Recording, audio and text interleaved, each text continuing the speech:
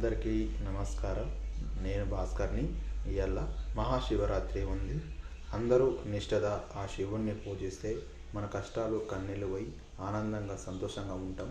ఎందుకంటే మంచిగా మనము జాగారం చేసి ఒక్క పొద్దులుగాత ఆయనతోటి మనం